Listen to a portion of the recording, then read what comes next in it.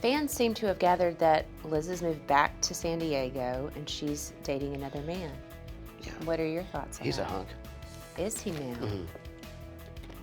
He's a pretty good-looking guy. You're a lot younger than I am. You have your whole life ahead of you.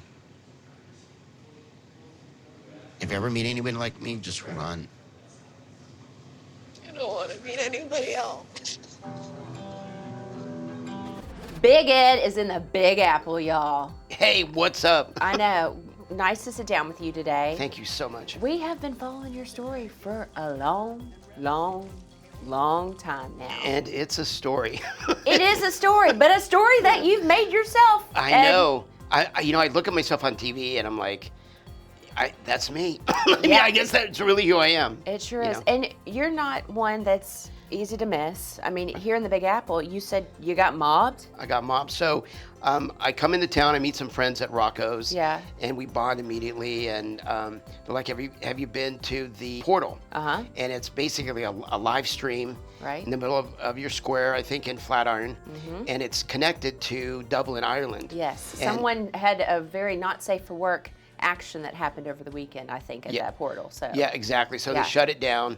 So then I'm all bummed. So then I start streaming, and I turn around, and there's probably 100 people just lined up ready to get a photograph with Big Ed. And it's when I get lonely back home, I just go to a Walmart usually. That's the place where you can see and be seen. They love me, and I'm kidding, but yeah. So I love the. But are you, Ed? Are you really kidding? No, I'm not. So, but I love coming to New York every time, and it's always there's something about this city that's really awesome. I thought I might see a little bit more subdued Ed today. What? A heartbroken Ed. It's not like I want somebody else. It's not what it is. I want to be single. Work on my career and then you'll find someone.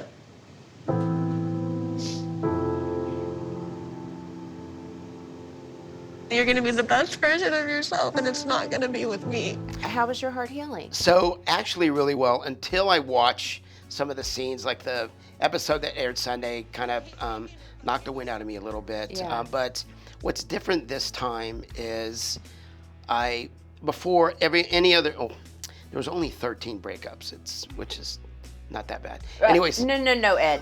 15, actually. Okay, you're right. Pardon me. See, I lost count. Yeah. And every time I would erase every photograph that I had of Liz and I would, anything that reminded me of her, I had to get out of the house. But this time I didn't want to do that. Like I have a tattoo that I got, had designed. It's Gemini and Taurus. And all my friends are like, are you going to get rid of that? I'm like, no, that's part of my history. And then a lot of our pictures are great memories of Riley and of Liz and I. And so, that's how I know in my heart I've moved on, and I'm in a much better place. And I want nothing but the best for Liz. Well, before we get ahead of ourselves, let's look back. Okay. Liz said that you guys were in the best shape that you guys had ever been in. Ed canceled our wedding without even telling me. So why did you ultimately call off the wedding? We did couples therapy, right? Right. There's a lot that we did discover, and there's a lot that we're able to work on, but there are still some seated issues that we weren't working on. And about 3 months before the wedding, I just started to see a lot of those things not getting better. And I knew in my heart that I'm walking down a path that I probably shouldn't walk down, literally. But Ed, there's a way to go about that. I mean, Liz says that she found out the wedding was called off from your officiant. Yesterday, I received a text message from our officiant telling me how sorry he was that the wedding was called off. Why in the world would you not sit down and talk to her about it first? Yeah, that's a very good question. And in hindsight, so first of all, I thought I had. Ed made dinner, taco pasta, but then Riley's dish was just way too spicy for her. And Ed pretty much just told her, stop being a baby. I don't appreciate that. And I called him out on it. Then he attacked me back, saying, look at you, you're crazy and everything. The morning after Pastagate, I was with my sister and my nephew, and they're like, no, we were there and you told Liz that the wedding was off, but she didn't either hear me or she didn't believe me. Because when I saw my friend TC, the officiant, a couple weeks later in San Diego, he told me because he had texted Liz, hey, I'm really sorry that it didn't work out. And he said that she was uncontrollable. So regardless, I'm not happy with how I did, how she found out. I was not at all happy. Yeah, because I feel like I recall the conversation you and your sister had at her dinner table.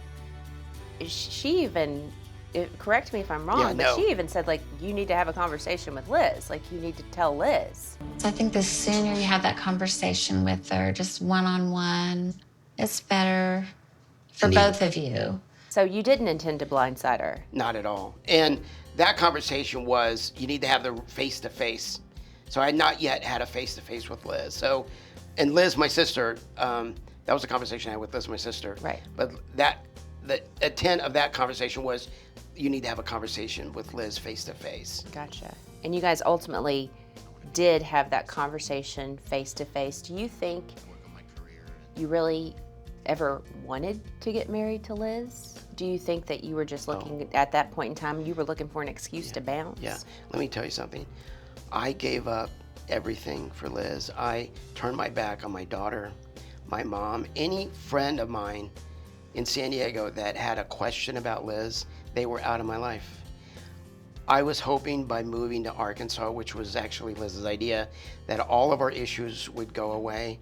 I was one that found the house. I made all the preparations. I financed everything. It was that important for us to have a fresh start. So I have no regrets, falling in love with Liz, and I have no regrets calling off the wedding. I'll always love Liz. I'll always love her daughter, but I'm definitely not in love with Liz, but she'll always have a place in my heart. She's part of my history, and I have no regrets. So for the record, I am not happy with how she found out. And yeah. Okay. Fans seem to have gathered that Liz has moved back to San Diego and she's dating another man. Yeah. What are your thoughts on He's that? a hunk. Is he now? He's a pretty good-looking guy. I'm very happy. I met them. He's really nice. I think they're within 1 or 2 years apart. I'm happy for her. My concern is if, and we all have things that we need to work on and deal with, and if we don't, they're gonna rear their ugly head, and that's my fear, is that it won't last, because Liz will not have dealt with the same things that I have to deal with. Were you seeing signs of that? Oh yeah. Really? Oh yeah. Wow. Yeah. For the last 3 years. And that was, every time we broke up, it was something like that.